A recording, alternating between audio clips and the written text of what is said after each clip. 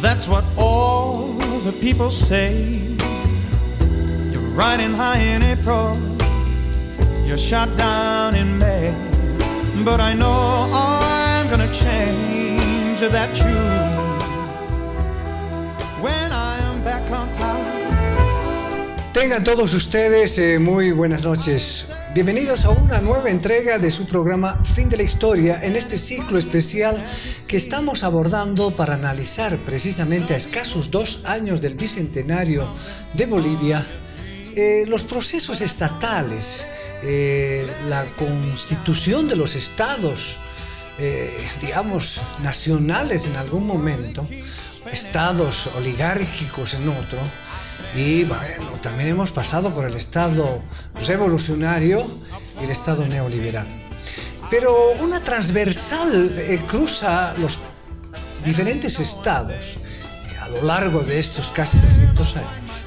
Es la característica de Bolivia de ser un país extractivista, primario exportador. Y vamos a tratar de analizar cuáles han sido precisamente esta situación, para que en nuestro país no podamos desarrollarnos, no podamos enfrentar los procesos de desarrollo. Siempre han habido situaciones que han interferido en la constitución de un Estado capitalista que pueda generar desarrollo.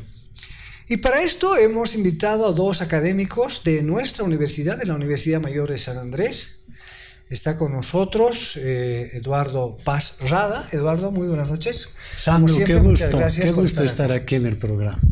Y está con nosotros Marcelo Arequipa, otro docente de la Facultad de Derecho y de la carrera de Ciencias Políticas. Marcelo, hola Sandro, como siempre, muchas gracias por para mí es un gusto tener a 2 importantes figuras actuales del análisis serio político, académicos, docentes de nuestra universidad.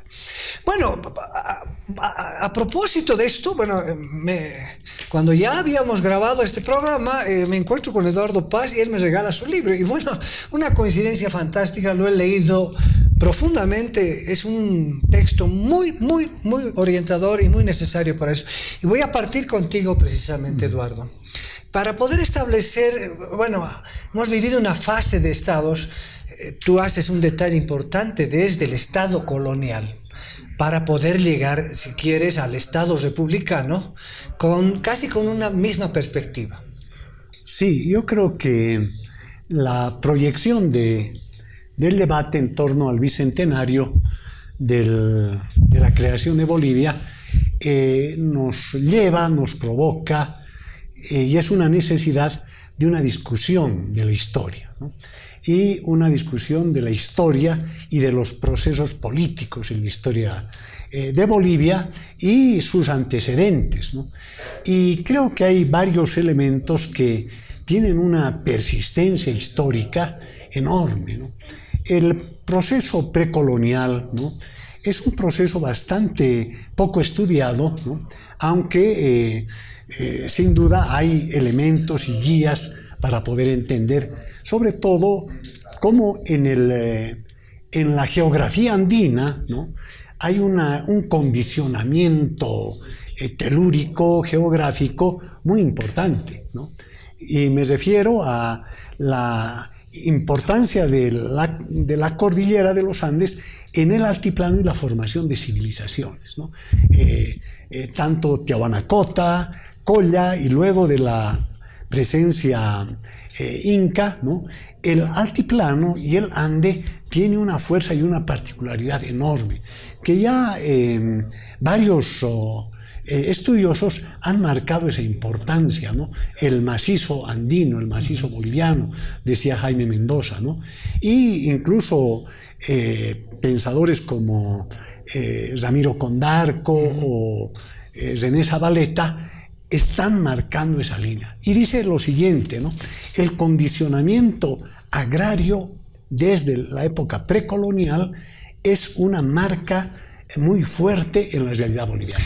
Yo quiero hacer énfasis en esto, Eduardo, porque estás marcando un modo civilizatorio en realidad, con un modo de producción que cuenta con ciclos, digamos, agrarios. Así ¿no? es. Que van en círculos. Así es. Hasta antes de la llegada de los españoles, esa era la forma de producción. Claro.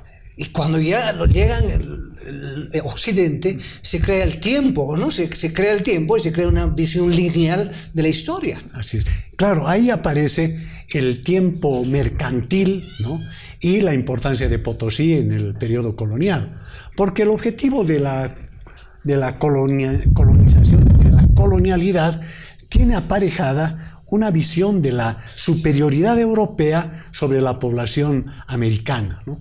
Y ese es el punto de referencia en la religión, en la cultura, en la economía, en la política, y que va a marcar lo que es la racialización de las relaciones sociales. El racismo está en ese eje, con una mirada eurocéntrica. Ahora, lo que sí es importante, tanto en la lectura precolonial y colonial, la necesidad de un revisionismo histórico. Una visión que sea diferente a la dominante de la mirada eurocéntrica y de la mirada de la dominación capitalista, tanto comercial en ese periodo. La importancia de Potosí es indudable para entender el surgimiento del capitalismo en lo que se llama la acumulación originaria del capital. Sin Potosí, sin los recursos naturales de América Latina, no hubiera sido posible que Europa, Inglaterra y Estados Unidos después se conviertan en esos polos de gran avance industrial. Marcelo, yendo por este camino, digamos, esa tradición de un Estado ya capitalista, digamos, o comerciante en una primera instancia, se funda la República de Bolivia en 1825, ¿no es cierto? Y todo ese legado de una dominación colonial se va a ir reproduciendo en la República, pese a que Bolívar había abolido la servidumbre, el pongueaje, ¿no es cierto? Pero las castas oligárquicas mantuvieron esa formación social tributaria, si quieres, ¿no? Una estructura, o más bien un país con una estructura bien jerarquizada, diría, ¿no?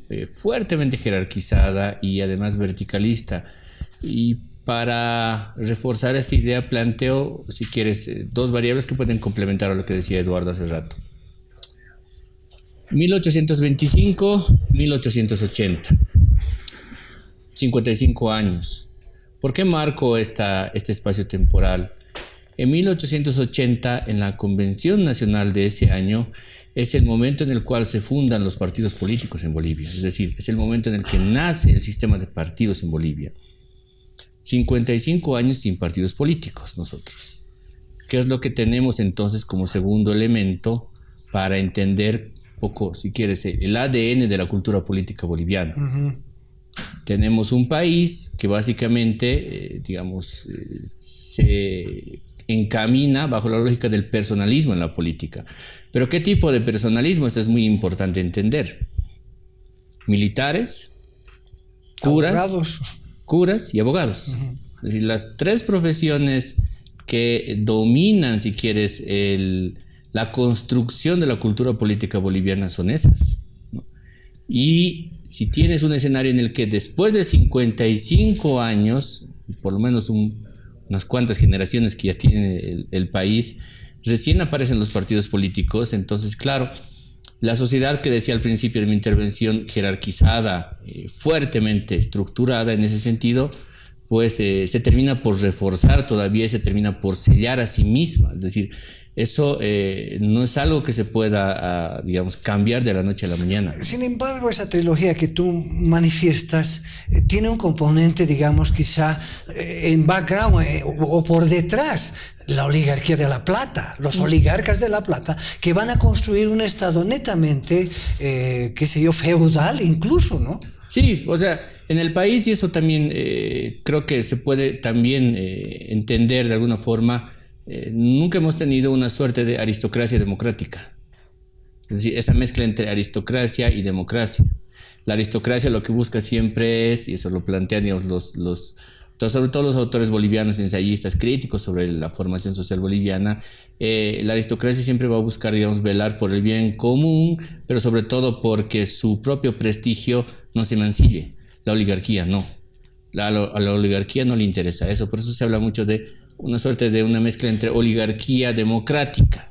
Si uno se fija en perspectiva a día de hoy, ¿qué nos queda como resabio de lo que uno podría entender como una familia aristocrática? No tenemos.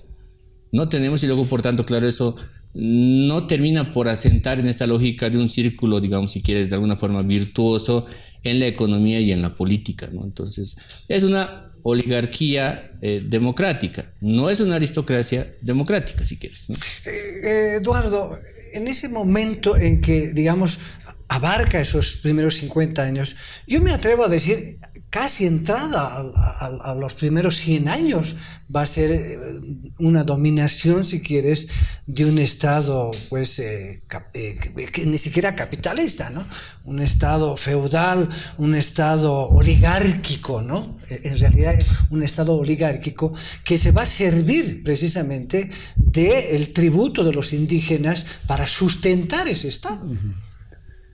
Claro, para entender ese proceso de los primeros 50 años de la República, hay que partir de al menos dos elementos, ¿no?, iniciales. Por una parte, el cuestionamiento al orden colonial, los levantamientos indígenas de fines del siglo XVIII, ¿no?, que son una respuesta a las reformas borbónicas, que pretendían ajustar y presionar más a las comunidades indígenas para el pago de tributos. Y ahí hay una reacción muy fuerte en cadena en todo lo que es la región, ¿no?, del Alto Perú y del Bajo Perú, ¿no?, desde Cusco hasta Potosí, hasta Tucumán. Entonces hay una protesta general que Sinclair Thompson define como el momento constitutivo de la presencia política del movimiento indígena, ¿no?, cuando España de alguna manera ha roto el pacto colonial. Ese es uno. El otro elemento es el que tiene que ver con la crisis europea, con las guerras napoleónicas, ¿no?, la invasión a España, ¿no?, la detención del rey, y emerge en América Latina ya con fuerza un proyecto de independencia. Y ahí hay dos debates al menos centrales. Por una parte, el proyecto unificador, ¿no?, de la patria grande o de las provincias unidas de Sudamérica, planteado por Bolívar en el primer caso, ¿no?, y por José de San Martín en el segundo, que desarrollan poderosamente los movimientos de los ejércitos libertarios. Y en el Alto Perú, en esta región de nuestra Bolivia, es el último bastión del ejército realista. Y es aquí donde van a desarrollarse las republiquetas, las guerrillas de la independencia, que también son las manifestaciones mestizas, indígenas, algunos criollos, contra la opresión española. Entonces ahí viene este segundo elemento, sobre el cual se va a entender qué viene después, si es lo que quieres. Pero paradójicamente las guerrillas, todas estas organizaciones sociales populares, no han podido alcanzar y tomar el poder. Es decir, la oligarquía los ha utilizado y los ha eclipsado, digamos. Claro, no es que los ha utilizado, sino que ha tenido mayor habilidad en ese contexto de poder, ¿no?, con el saber y el conocimiento legal, sobre todo, tomando en cuenta la Universidad de Chuquisaca, ¿no?, el tema de cómo implementar una república. Y ahí los abogados fueron, pues, los protagonistas, pero los guerrilleros de la independencia quedaron fuera, y los libertadores también. ¿Por qué? Porque en cada una de las regiones, las oligarquías locales, la de Buenos Aires, la de Caracas, la de Santa Fe de Bogotá, la de Lima, ¿no?, y la de Charcas, ¿no?, jugaron a su propio interés. En el caso del Alto Perú, jugaban ¿a qué? A mantener el poder de los empresarios mineros y el poder de los hacendados y terratenientes. Entonces, esa es la estructura. Y aquí viene, y entramos a los 50 años, ahí viene un gran debate que está planteado por un lado el Aldeano, ¿no?, que es un anónimo que escribe en la época, y por el propio informe Pentland de un experto inglés que viene a Bolivia. Y ahí está planteada claramente las dos opciones: el proteccionismo y el libre cambio. Y es la lucha entre ambos que va a durar esos 50 años, donde, y aquí con esto quiero acabar, ¿no?, hay una versión de la historia totalmente argueliana, ¿no?, antiindígena y antiboliviana. y que plantea, ¿no?, los llamados caudillos bárbaros. Claro. Cuando los grandes caudillos de ese periodo, ¿quiénes son? Son Andrés de Santa Cruz y la construcción de la Confederación Perú-Boliviana, ¿no? Está José Vallivian, ¿no?, que da institucionalidad al país, y es, ¿no?, Manuel Isidoro Belso, que son tres grandes figuras que se las distorsiona como si fueran caudillos bárbaros, cuando ellos son los impulsores de un proceso de defensa de la economía, de defensa de la pequeña industria, de defensa de la producción, contra la agresión muy directa de los capitales ingleses que pretendían ya infiltrarse en la economía boliviana. Esa visión arguediana precisamente de los caudillos bárbaros y los caudillos letrados ha marcado la historia de nuestro país. Y al volver vamos a darle la palabra a Marcelo para poder tratar de entrar a ese estado revolucionario de 1952. I thought of cutting out, but my heart won't buy it. And if there's nothing shaking, come this here. Muchas gracias, esto es el fin de la historia y estamos conversando con Eduardo Paz y Marcelo Arequipa. Tengo en mis manos un texto de reciente publicación que pertenece precisamente a Eduardo Paz. Se denomina Los procesos políticos estatales en Bolivia, del Colla Suyo al Estado plurinacional. Un texto crítico al proceso de cambio. ¿Qué pasó con el proceso de cambio? Ideales acertados, medios equivocados, resultados trastocados, de Fernanda Vanderlei. Esto está editado por el CIDES de la UMSA. Y un texto de María Lois, Volvieron y son millones, el proceso de cambio en Bolivia. Aquí tiene un prefacio de Álvaro García Linera y posfacio de su hermano Raúl García Linera, para los que les interesan complementar. Marcelo, vamos a hacer grandes saltos. Queremos entrar al tema de la revolución nacional, pero no podemos entrar al proceso revolucionario, a la constitución del Estado capitalista, precisamente, sin no revisar el gran episodio, la Guerra del Chaco. O sea, es importante la Guerra del Chaco y los gobiernos militares del llamado socialismo militar, que de alguna manera van a constituirse un elemento importante. Si uno se fija los momentos, de alguna forma, digamos, llamándolos entre comillas constitutivos, que hemos tenido de transformación estatal en el país a lo largo de nuestra historia, uno encuentra que en muchos casos, o en gran medida, son justamente consecuencias de grandes traumas que hemos vivido en el país.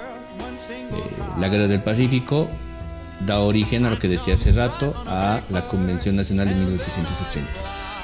La Guerra del Chaco va a dar, digamos, igual como consecuencia la Revolución del 52, ¿no? Y por eso, si uno se va hilando un poco fino en esa línea que me gustaría a mí establecer, no necesariamente pensando que es la única, pero creo que ahí hay algo que nos llama la atención y que nos debería invitar, digamos, al debate. ¿Qué es eso? Cuando se dice que cuando Hegel ve desfilar las tropas de Napoleón en Austria, él dice, este es el momento en el cual nace el Estado moderno. Este es el momento en el cual uno puede entender el Estado moderno. ¿Qué significa eso de Estado moderno? ¿Cómo se entiende? El Estado moderno, digamos, en términos institucionalistas y un poco siguiendo esa lectura hegeliana, tiene que ver con, primero echas a andar una base mínima de acuerdos, de convenciones sobre las cuales qué se puede y qué no se puede hacer. O sea, los límites en realidad, ¿no? Sobre todo los límites. Una vez que hablas sobre los límites, sobre la base institucional en una sociedad, recién saltas al siguiente paso, que es derechos, ¿no? Y qué es lo que se tiene que dar a quién y en qué medida, ¿no? En nuestro caso es al revés. O sea, si uno se fija, por ejemplo, el 52, ¿cuál es la primera medida que en cuanto sube el MNR al poder implementa? Nacionalización de las minas. El voto universal. Voto universal y la reforma agraria. El voto universal es la primera medida. Y estamos hablando de ampliación de derechos, obviamente, ¿no? Si uno se fija, más adelante, luego ya entraremos si quieren en detalle, la Asamblea Constituyente. Hubo un debate muy grande sobre la ampliación del catálogo de derechos, ¿no es cierto? Lo último fue realmente hablar sobre el tema de límites y deberes, ¿no es cierto? Entonces, A lo largo de nuestra historia, y eso se une claro con lecturas que a veces yo no coincido mucho en esa idea de que somos un Estado fallido, sino que creo que a nuestra propia forma, a nuestra propia medida, sí hemos construido un Estado que no puede ser catalogado en términos hegelianos y en términos, digamos, de la teoría política occidental como un Estado moderno, no necesariamente, pero esa ha sido nuestra forma de constituirnos. Eso está dentro de nuestro propio marco, digamos, de nuestra propia raíz, digamos, si quieres, de cultura política. Todo el tiempo cuando queremos hacer transformaciones grandes en el país, o las hacemos producto de grandes traumas colectivos que vivimos, o también cuando empezamos a hablar de estos temas estructurales, empezamos siempre por los derechos. Nunca vamos a empezar por las regulaciones a esto que tiene que ver con la convivencia, y eso creo que nos debería marcar realmente un marco general de qué somos y hacia dónde vamos, ¿no? Ahora, bueno, si hablas, digamos, de las normas y las leyes y ese digamos, marcar las líneas, esa estructura, digamos, social, ha permitido precisamente, o sea, ha sido algo bondadoso que nos ha llegado. Es decir, el pueblo boliviano ha exigido esa situación y ha recuperado esos derechos, ¿no es cierto? No, sí, es decir, se lo ha trabajado muchísimo, porque no hay duda de que todo ha empezado, digamos, si quieres, con una suerte de querer formar parte o ser reconocido como parte de este Estado, ¿no? No hay duda de que eso ha pasado, ¿no? Pero una vez que uno ya se constituye en un sujeto de poder, luego, por tanto, lo que también tiene que preguntarse uno ahí es, ¿habrá cambiado realmente esa lógica o sigues manteniendo la misma lógica, ¿no? Porque ya dado que ya estás reconocido como sujeto dentro de este Estado y además eres sujeto de poder, que no es poca cosa, es una cosa muy importante, ¿cambias eso o sigues manteniendo un proceso de transformación, digamos, de larga data histórica en este país y que al final de cuentas forma parte además de un rasgo, digamos, de formación social? Ahora, tú mencionabas las grandes luchas indígenas, pero en este proceso también se da lo que se llama la revolución, qué sé yo, la guerra federal, ¿no es cierto? Que va a ser el hito importante para poder desarrollar todo esto. Claro, a nivel interno probablemente sea uno de los momentos trágicos, pero muy importantes, porque la guerra federal de 1888, 98, 99 tiene que ver con ese ordenamiento al que hacía referencia el compañero. Es decir, después de la guerra del Pacífico hay una situación de indefensión nacional, porque nunca Bolivia, sino hasta el Chaco, y la institucionalidad tenían conciencia de territorio y de población, que son fundamentales en cualquier Estado. No había esa conciencia. La derrota del Pacífico es eso. ¿Y qué pasa después de la guerra del Pacífico? ¿Quiénes se hacen cargo de la vida política del país? ¿Y de qué manera? Son los grandes propietarios de las minas de plata. Y los terratenientes. Claro, ¿y quiénes son presidentes en ese periodo? Exactamente, Aniceto Arce, ¿no? El gran propietario de Huanchaca, ¿no? Gregorio Pacheco, el otro patriarca de La Plata, y sus esposos, ¿no? Baptista, ¿no? Fernández Alonso, ¿no? Y viene la guerra federal precisamente en la disputa, ¿no? Yo creo la primera disputa de la distribución territorial y de los ejes territoriales en Bolivia. Del eje Sucre-Potosí, que viene desde el tiempo colonial, ya aparecen nuevos ejes. El eje La Paz-Oruro-Cochabamba. Claro. Y la guerra federal tiene una forma, ¿no? Tiene una forma en la manifestación, queremos la federalización de Bolivia, que en el fondo era el cambio del espacio de decisiones del sur, Sucre-Potosí, a La Paz. Pero es que ¿Por qué? Sí. Porque en La Paz ya se había concentrado una oligarquía terrateniente y minera junto con Oruro a través del estaño. Claro. Especialmente además, sí, la producción de la coca de los yungas y del altiplano alrededor del lago. Claro, y era una salida, digamos, al norte, ¿no? A Lima, por eso es que se llama la Garita de Lima, ¿no? Exactamente, o Alto Lima en el Alto, claro. Es decir, hay una relación muy fuerte en ese sentido, y La Paz ya que había estado creciendo, ¿no? Ya desde fines de la época colonial, con mucha fuerza, ya a fines del siglo XIX se convierte en la primera referencia comercial, económica, ¿no? Y de transporte que se manifiesta en la guerra civil, ¿no? Y que los liberales van a desplazar a los conservadores. Sobre todo estos patriarcas de La Plata, ¿no? Van a perder el poder y a nombre del Partido Conservador lo van a perder y van a pasar los liberales. Con un elemento más, y con esto acabo.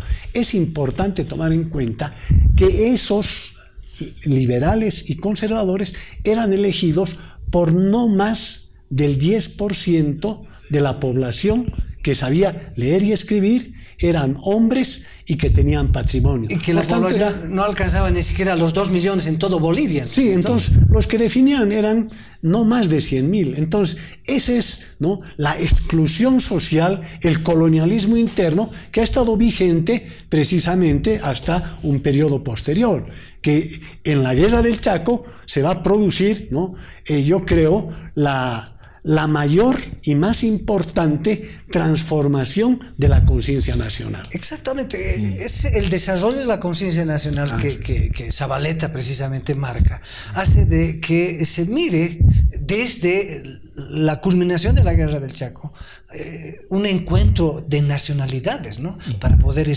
crear una visión, sacar a esa oligarquía ya del estaño en este caso y poder construir un Estado capitalista. Sí, y ahí nace pues esta idea, ¿no?, de que somos diversos, de muchos colores, pero esa diversidad con múltiples colores no encuentra una combinación perfecta, ¿no? De ahí nace, digamos, la raíz semiótica, si quieres, de lo que significa lo abigarrado también. Es decir, es algo que no tiene realmente una combinación perfecta, es algo que está muy disperso, casi como lo que hoy día podría entenderse como una pintura posmoderna, ¿no? Claro, porque bueno, hasta ese momento incluso se manejaban los estados cíclicos, el tema de los enclaves, los ayllus, eran unas visiones, lo que llama Zavaleta, una formación social abigarrada, ¿no? Es decir, que no ha podido constituirse como un estado nacional. Sí, y con una estructura también todavía altamente jerarquizada, ¿no? Entonces ahí se mezclaba también eso. Y esa estructura jerarquizada que decía Eduardo, estaba también enraizado en la idea de que un puñado de familias realmente decidían los destinos de este país, ¿no? Y frente a ese puñado de familias, lo que tenían ellos no era pues que era un grupo más o menos homogéneo de gente a la cual se le podía mandar, es decir, no era, digamos, el terrateniente y los vasallos, que son casi lo mismo y son parecidos, ¿no? No, en este caso, pues la guerra del Chaco, si algo nos ha mostrado, ha sido que había habido gente, distintas lenguas, distintas orientaciones culturales, incluso distinta fisionomía, ¿no es cierto? Entonces, todo eso se mezcló muchísimo con esa idea también que trabajan mucho los antropólogos de ¿es realmente lo geográfico lo que nos detiene o lo que nos complica poder potenciar el desarrollo como Estado? ¿O es lo climático o finalmente es el diseño institucional? Es lo que mencionas, por ejemplo, vos, o sea, la cordillera de los Andes es un elemento casi determinante precisamente para no poder incluir, si quieres, se los incluye a nivel del Estado, pero no se los toma a nivel de las culturas, ¿no es cierto? Entonces, Eduardo, la pregunta aquí determinante, ¿por qué los liberales no han podido establecer un Estado? Es decir, si todos los países latinoamericanos han tenido, por supuesto ha habido masacres, limpieza étnica, ¿por qué en Bolivia se ha resistido? No, lo que sucede es que hay un factor que es la determinación dependiente. Es decir, países como Bolivia tienen una condición de dependencia del capitalismo internacional, ¿no?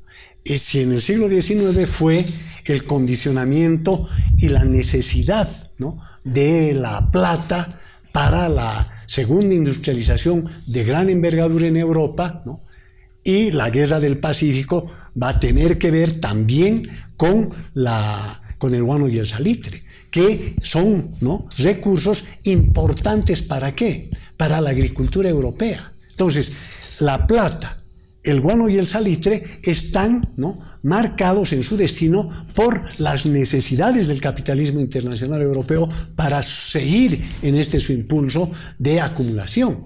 Y la víctima, ¿no?, del capital anglo-chileno es Bolivia, o en la guerra del Acre. En la guerra del Acre, ¿no?, es la necesidad del caucho, de la goma, cuando esté impulsándose la gran industria del automóvil, que va a hacer que se produzca la guerra, porque los capitales brasileños necesitan ese recurso. ¿Para qué? Para exportar a Europa y a Estados Unidos. Ese condicionamiento es muy fuerte. Y ahí se explica, ¿no?, por qué tanto conservadores como liberales no tuvieron ninguna, ¿no?, iniciativa de generar un proyecto nacional. Por el contrario, se sometieron a la lógica del capital internacional, ¿no?, tanto los patriarcas de La Plata, Arce, como los del Estaño, Patiño, José Aramayo, eran, ¿no?, prácticamente piezas de esa gran maquinaria del capitalismo internacional. Y aquí, con esto termino, viene el tema de la guerra del Chaco, que tiene que ver con la crisis, ¿no?, del capitalismo mundial del 29, que genera pues un efecto y un impacto en Bolivia muy fuerte, sobre todo porque la importación de estaño de Bolivia a los centros industriales va a caer enormemente, y los precios igual. Entonces, ahí en Bolivia se van a producir una serie de movilizaciones, acciones de distinto tipo, que se van a cruzar con las contradicciones internas que se arrastran desde el ámbito colonial y del mundo oligárquico. Entonces, ahí se entiende el alcance de la guerra del Chaco, que tiene que ver con la disputa de transnacionales de Inglaterra, de Europa, con transnacionales norteamericanas, quien controla el supuesto petróleo que estaba en la zona de la guerra del Chaco. Ahora, Marcelo, llegamos a la revolución de 1952 en hombros, si quieres, de los intelectuales de la clase media, con un fortalecimiento muy fuerte de toda la gente que resultó de la guerra del Chaco. Y se constituye un Estado capitalista, es decir, ya se puede hablar de un Estado moderno, ¿no es cierto? Un Estado-nación, donde por un lado están las normas, las reglas, las leyes, las tres leyes o tres reformas al Estado que van a permitir la expansión del Estado, a la ciudadanía sobre todo. Mira, creo que a partir de ahí lo que va a ocurrir es que básicamente entramos en un ciclo político de democracia de masas, ¿no? Esto que se denomina como los procesos que han vivido todos los países en general, ¿no? Es decir, han ampliado el ejercicio democrático, es decir, ya no es una democracia restringida. Uno podría entender que eso es suficiente para poder constituir un Estado moderno. Yo diría no necesariamente, ¿no? Es decir, el hecho de que ya te constituyes en una democracia, digamos, amplia, no restringida, no necesariamente se termina por constituir, creo yo, en un Estado moderno. Sí amplía la disputa política, sí amplía la participación política, que no es poca cosa, es algo muy importante. Y empieza también a generarse una suerte de disputa por el excedente económico, o incluso por la redistribución de los recursos, si quieres, ¿no? Entonces, eso ciertamente va a mover pues bases, digamos, profundas, estructurales en el país. Y ese movimiento que empieza a ocurrir va a permear no solamente, digamos, en el círculo, digamos, social, sindical que teníamos en ese momento, también pues en los militares, y creo que gran parte de eso también se debe a que empiezan luego del 52 más adelante, ya empieza, digamos, el periodo de las dictaduras, porque esto creo que también tiene que ver, y lo traduzco, digamos, si quieres, con una mirada incluso hasta marxista, de la lucha por el excedente. O sea, claro, tiene que ver, creo, también eso, es decir, la incursión de los gobiernos militares, tiene que ver fundamentalmente también con una lucha por el excedente, ¿no? Pero tras la revolución del 52, con palabras de Cachina Antesana, o sea, se marca precisamente una visión tradicionalmente nacionalista, cosa que los partidos de izquierda, el POR, el PIR y otros partidos que también han contribuido en la formación del proletariado boliviano, sí, o sea, no han podido alcanzar. Es decir, se ha inclinado, incluso en los procesos militares, en las dictaduras militares, siguen esa corriente del nacionalismo revolucionario. La matriz, ¿no? Como se la denomina así, ¿no? Así, teóricamente, la matriz del nacionalismo revolucionario permea desde el 52 en adelante con una larga data. Los gobiernos militares, como bien apuntas tú aquí, no son exentos de eso, por eso hay militares nacionalistas también, ¿verdad? Es decir, gobiernos militares pero nacionalistas. Esa matriz ideológica, yo diría, no la constituiría necesariamente bajo una suerte de premisa de concepción o de cosmovisión estatal, sino más bien una matriz ideológica, porque creo que ahí realmente la izquierda tiene todavía, digamos, una deuda pendiente sobre ese tema, sobre ese momento en la historia, y algo que no es poca cosa, que tiene que ver con la insurgencia ya de los movimientos indígenas, ¿no? Y sobre todo, digamos, el partido indio, ¿no?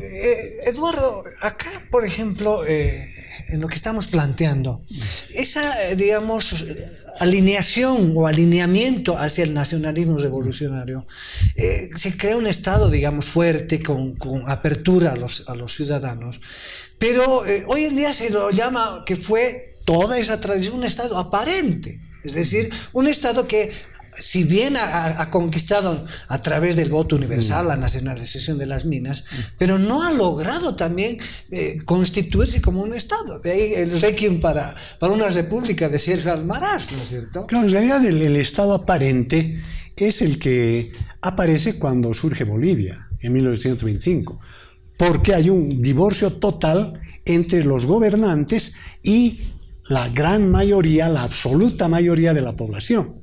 Uno. Y el otro que he señalado, hay una total ausencia del control territorial.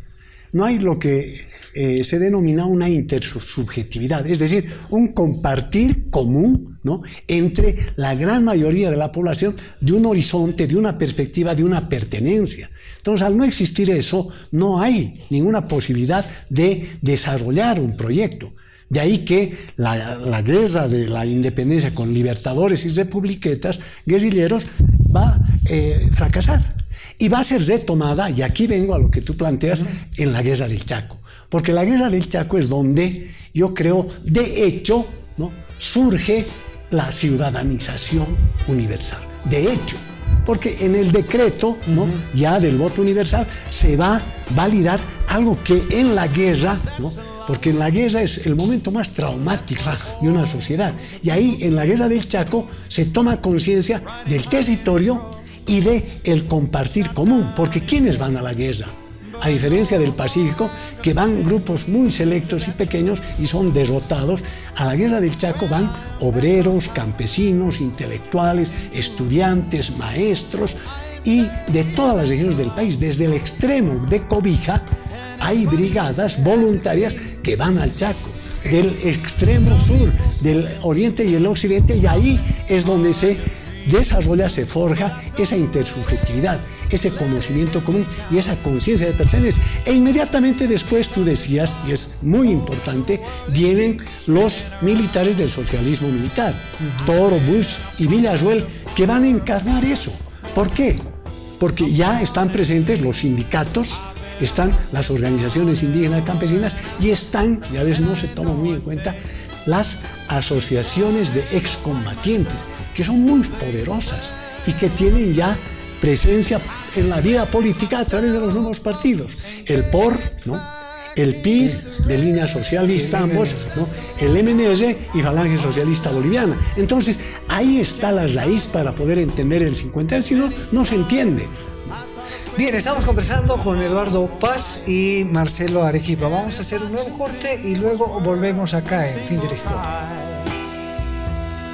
I jump right on a big bird and then I fly.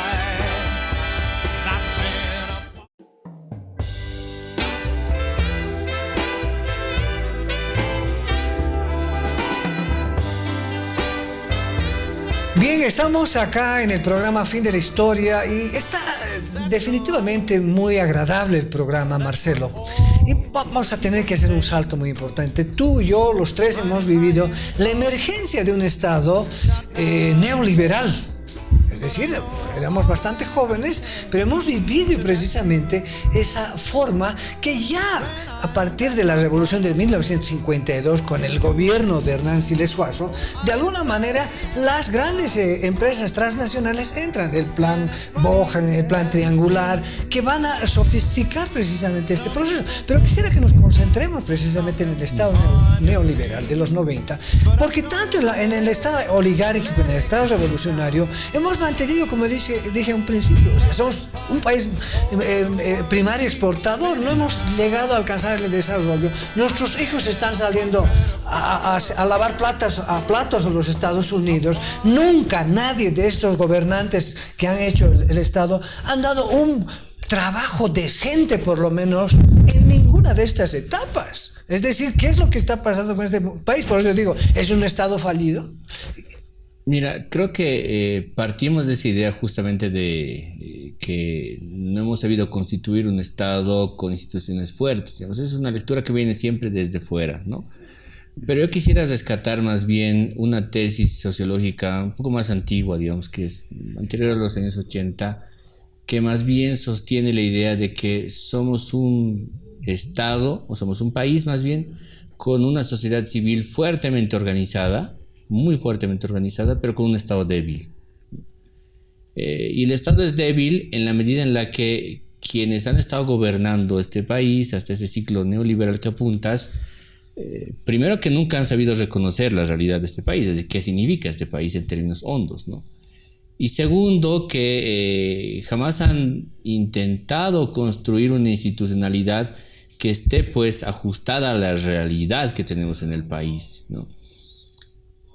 Y eso ha devenido en que el Estado sea ausente, es decir, esté ausente de la geografía nacional, un centro político importante, pero no irradia hacia el nivel nacional. Entonces, ¿qué es lo que ocurre con eso, con la sociedad? La sociedad más bien tiene una forma de organización gremial, cívica, como la quieras ver, pero es muy fuerte y está además en constante movimiento. Por eso de ahí que siempre decimos los grandes problemas sociales y económicos que tenemos en el país no se solucionan en la Asamblea Legislativa, se solucionan en la calle. Claro. Es en la calle donde se solucionan estas cosas. Los problemas políticos de mando de poder se solucionan en las urnas. Sí, eso está bien, es correcto. Pero los otros problemas que deberían dar cuenta de por lo menos alguna señal de respuesta desde quien detenta el poder, no ha sido así. Entonces, como todo se soluciona en la calle, pues tenemos una sociedad de verdad que es fuertemente organizada y muy movilizada. Ahora, ¿cómo le sacamos el jugo a eso para construir una democracia mucho más fuerte, ¿no? Le vamos a sacar el jugo a eso en la medida en la que abandonemos un poquito esa lectura bien fuerte institucionalista de tiene que haber sí o sí el equilibrio de poderes formales, tal cual dicen los clásicos, ¿no? Y en la medida en la que nos ajustemos más a nuestra realidad, creo que vamos a poder tener una ventanita de oportunidad de salida, ¿no? Eduardo, tú en tu libro eres bastante crítico, o sea, esto está muy claro, tienes una posición política que reflejas precisamente acá en el libro, es muy crítico. Y cuando haces referencia a este proceso, muestras ese decaimiento de la promesa de un país desarrollado, moderno, donde es muy deleznable a partir precisamente del gobierno de Gonzalo Sánchez de Lozada. Eres muy crítico. Pero también hay que ser, digamos, equilibrado, desde mi punto de vista, que también ese gobierno ha tenido sus visiones importantes para poder empezar a encontrar el desarrollo. Sí, que no lo tocas. El explicar este tema nos remite precisamente a la Revolución Nacional del 52, porque la Revolución Nacional del 52 tiene protagonistas nítidos, ¿no? Son movimiento indígena campesino muy poderoso que consigue, ¿no?, una reforma agraria que no estaba pensada por el MNR. El movimiento indígena campesino va más allá, porque se pensaba, ¿no?, hacer del campesino un trabajador asalariado del campo. Pero el movimiento indígena campesino no acepta y va más allá. la propiedad y el control de la tierra de quien la trabaja. Entonces hay un protagonista clave que estuvo armado en la revolución, lo mismo que los sindicatos mineros y fabriles, que estuvieron armados y derrotaron al ejército en ese momento y que consiguen la nacionalización de las minas y el fortalecimiento del Estado en lo político y en lo económico, y la cogestión obrera en Comibol, que no es poca cosa, es decir, es el derecho a veto de los sindicatos en la administración minera, la actividad económica más importante del país. Y ahí viene el condicionamiento externo. Después de la Segunda Guerra Mundial aparecen la Guerra Fría de los dos grandes polos, la Unión Soviética y Estados Unidos, que se van disputando espacios y espacios en América Latina también. Y ahí viene la estrategia de Estados Unidos, especialmente después de la Revolución Cubana de 1959, para evitar que surjan otras Cubas. Que el comunismo se expanda. Y ahí viene la intervención en Bolivia. Tú hablabas del Plan Triangular. El Plan Triangular es un diseño imperialista de Estados Unidos, Alemania Federal y el Banco Interamericano de Desarrollo. ¿Para qué? Para, bajo el supuesto de reactivar la minería, el objetivo era destruir el movimiento obrero, ¿no?, y transferir las minas a los privados.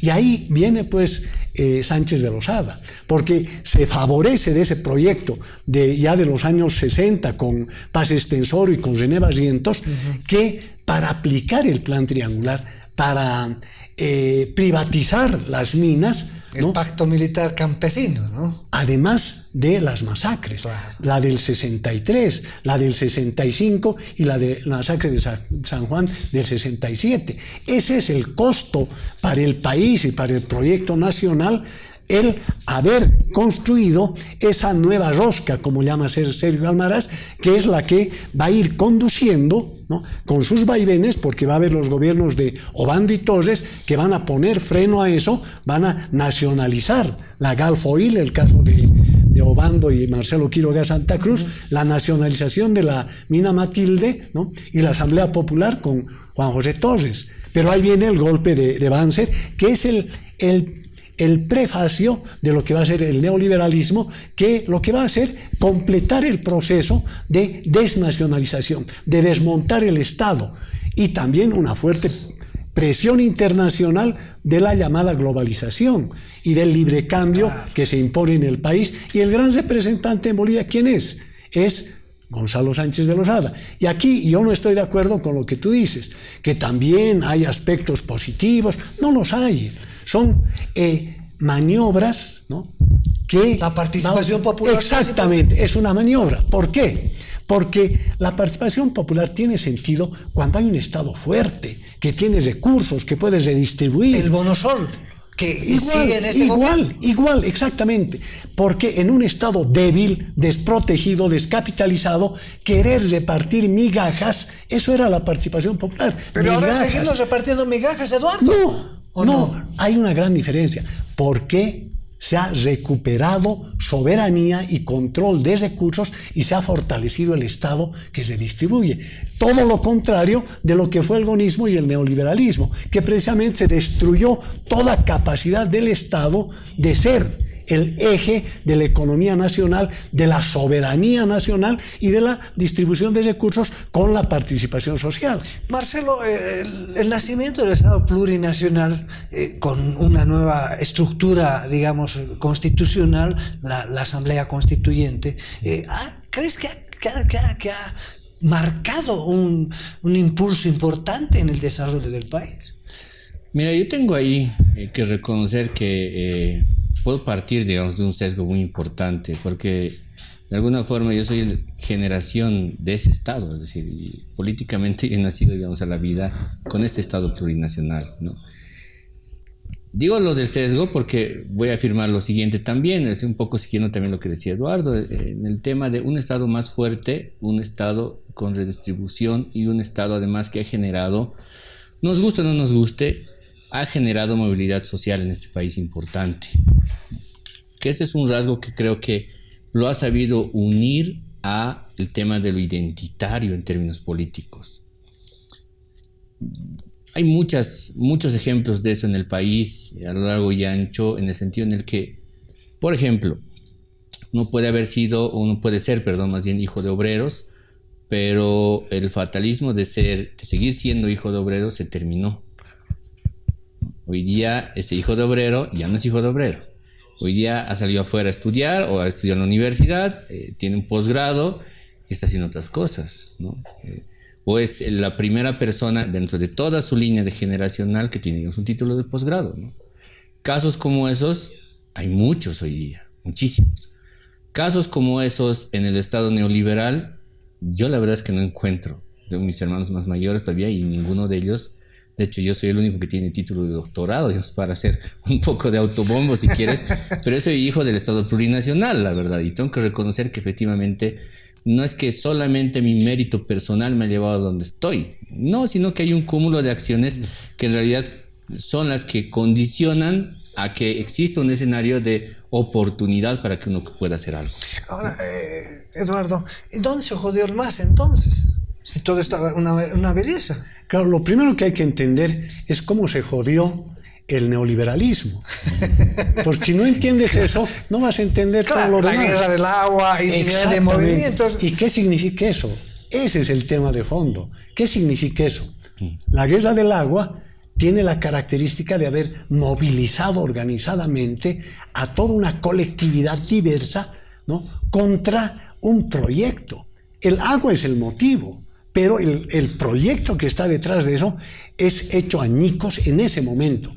¿Y por qué? Porque las transnacionales del agua que estaban metidas ahí de Estados Unidos y Canadá se habían aliado con empresarios oligarcas internos para explotar el agua, privatizarla. Y ahí viene esta gran movilización que destroza ese proyecto. Entonces, ese es el primer paso. El segundo, que es clave para entender por qué se produce un enfrentamiento entre militares y policías en octubre, con más de 30, 40 muertos. ¿Por qué? No es en febrero.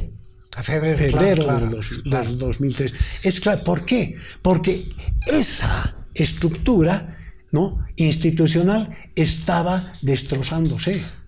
El que haya un enfrentamiento de los dos aparatos de represión del Estado es pues ya la prefiguración de su descomposición total. Y si a eso le sumas lo que tú decías, octubre del 2003 ya es el momento culminante de todo ese proceso, donde ya nuevos protagonistas de la política y de la sociedad boliviana toman en sus manos el destino del país a través de un elemento, el tema de la defensa del gas para los bolivianos, y no el gas, lo que tú decías, para la exportación, primaria exportación, sino para, primero, un uso interno, no solamente del propio gas, ¿no?, sino también de los excedentes del gas que ya tienen una importancia vital para la estructuración interna de la economía, de la sociedad, de la redistribución, de la cultura y los cambios políticos que vienen inmediatamente al 2003, ¿no?, donde tanto Carlos Mesa como Rodríguez Belcé van a ser prisioneros de las masas movilizadas que van a imponer su propio proyecto inmediatamente después. Marcelo, ya muy cortito. Este modelo ahora ha llegado a su fin. Está emergiendo un nuevo modelo. Yo creo que estamos frente a un fin de un ciclo político que estamos viviendo en el país, y eso no tiene que ver con que necesariamente piense uno que va a morir el Estado plurinacional. Sí hay lo que creo que decía hace rato Eduardo, una suerte de desacoplamiento probablemente, ¿no?, de las masas con un proyecto o con una élite, digamos, política, y eso se va a reconducir de otra forma. En el país eso ha pasado siempre y creo que va a seguir continuando. Gracias, hemos llegado al fin, Eduardo, muchísimas gracias, apasionante el programa. Tenemos que hacer un programa número 2 para seguir analizando este proceso, para que la gente conozca y sepa. Muchísimas gracias, Eduardo. Gracias a ti, y muy pocas veces nos ponemos de acuerdo. Sí. Hoy creo que ha sido una suerte de ponernos de acuerdo con Eduardo. Pero muchísimas gracias, a ti, Sandra. Marcelo, como siempre. A ti, Sandra, un honor. Muchísimas Gracias. gracias. Bueno, un programa muy interesante, muy didáctico, como tiene que ser un programa de la Universidad Mayor de San Andrés y un canal universitario. Hasta la próxima semana.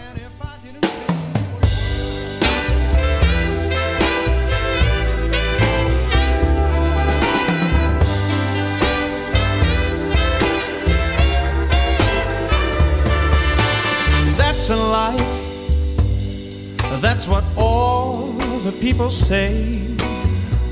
You're riding high in April, you're shot down in May. But I know I'm gonna change that tune.